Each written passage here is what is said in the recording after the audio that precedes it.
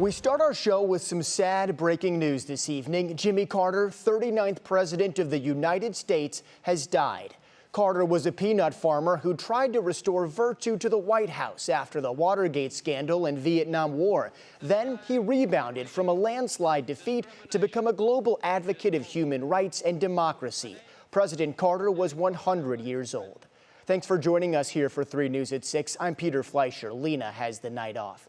The Carter Center confirming tonight that Carter died just a few short hours ago, more than a year after entering hospice care. NBC's Mark Barger looks back on his life. I, Jimmy Carter, do solemnly swear. Jimmy Carter personified the American dream, rising from farm life in the rural South to become the 39th President of the United States. He was born and raised in the small hamlet of Plains, Georgia. After serving in the U.S. Navy, he returned home to Plains and made a success of the family's peanut farm. He also met Rosalynn Smith, the woman who became not only his wife, but his closest advisor.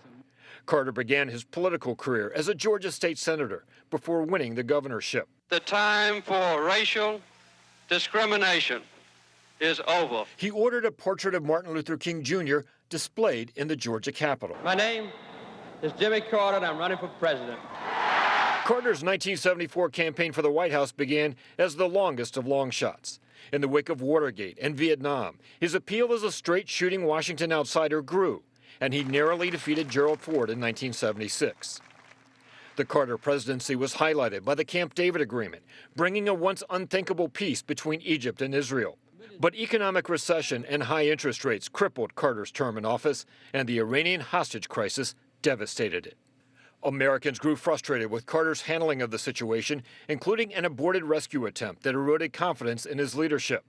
Republicans capitalized in 1980 as Ronald Reagan's sunny optimism ended Carter's re-election bid with a resounding victory. But from that defeat, a remarkable second act. Private citizen Carter began a new career, helping build homes for the poor in America, making Habitat for Humanity an international name, even while focusing on global humanitarian causes. In 2002, Jimmy Carter won the coveted Nobel Peace Prize. But in 2015, at the age of 90, he announced he was diagnosed with melanoma, which had spread to his brain. But I was surprisingly at ease. You know, I've had a wonderful life. I've had thousands of friends. Carter underwent cancer treatment and recovered, remaining active well into his 90s, teaching Sunday school at his South Georgia church. Even after suffering a series of falls, Carter's resilience allowed him to continue building homes for Habitat. I'd say peace and human rights and treating everybody the same has been what I hope will be my legacy.